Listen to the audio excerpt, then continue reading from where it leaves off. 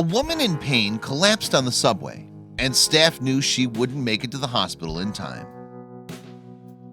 Please don't forget to subscribe to our channel and don't forget to ring the bell for more.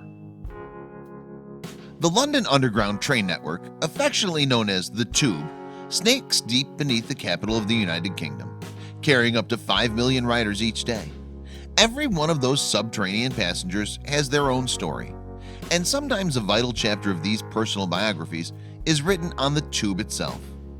On May 28, 2009, the then 32-year-old businesswoman Michelle Jenkins from Barking in East London hopped on a tube train on the Underground's Jubilee line at lunchtime.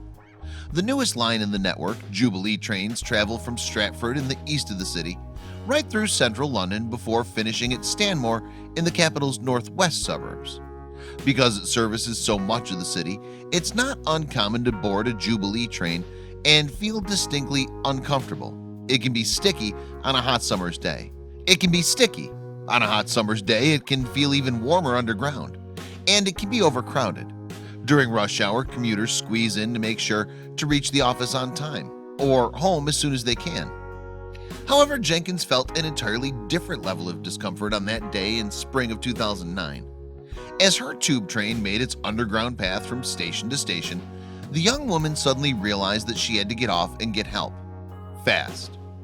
Despite the unexpected and sharp pain she felt in her guts, Jenkins was able to disembark from the train in the station at London Bridge, one of the top 10 busiest terminals in the capital as of 2016. Jenkins made it as far as the station's ticket barrier, where she collapsed with the agonizing pain and begged for help from those working on the platform. Seeing how dire her situation was, London Underground employees took the stricken woman to their staff room. The worried tube workers then made what the London Evening Standard newspaper described as an urgent appeal over the station's loudspeaker system, asking if any of the travelers present at London Bridge was a doctor who could help the distressed woman. In the meantime, the station employees also called an ambulance. Tube staff also attended to her and made sure she was comfortable, according to a spokeswoman for London Underground.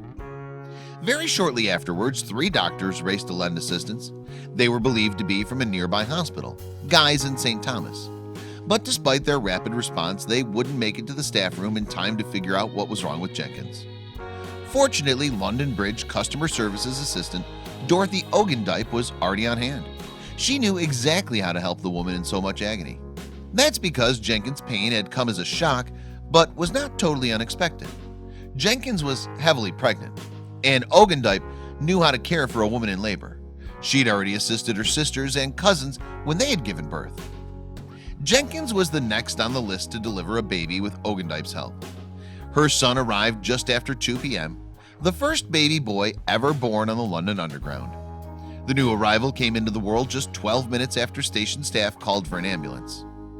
Emergency services eventually arrived and took the healthy mother and son to the Royal London Hospital in nearby Whitechapel. Jenkins later declined any further press publicity after the initial reports, and declined to inform Londoners about the name she'd chosen for her baby. Although Jenkins' son was the first boy ever born on the tube, he wasn't the first baby delivered on the network. Marie Cordry, born in 1924, has the distinction of being the first recorded birth on the London Underground. She first said hello to the world at the Elephant and Castle station in the south of the city. It would be a wait of more than 80 years before another new arrival came along on the tube, on December 19, 2018. Like Jenkins, Julia Kowaleski was riding the Jubilee line when she felt her water break, a telltale sign of the commencement of labor. Fortunately, Kowaleski was riding with her sister, who helped her off the train at Kingsbury Station in the northwest of the capital. Kowaleski went into labor on the station's platform, and also, like Jenkins, she was moved to a staff room to make her more comfortable before an ambulance arrived. Again, like Jenkins, Kowaleski's baby couldn't wait. Attending paramedics decided to deliver the healthy baby girl right there at the station because they felt there was not enough time to get the mom-to-be safely to the hospital. Since Jenkins' happy arrival, a second baby boy has been born at the London Bridge station. Press reported that an unnamed woman went into labor on an overground southeastern commuter train on Thursday, April 27, 2017. The mom-to-be realized that her son was coming while riding the train just before the evening rush hour. She was helped onto the platform at London Bridge, where station staff responded to her urgent need for medical attention right away.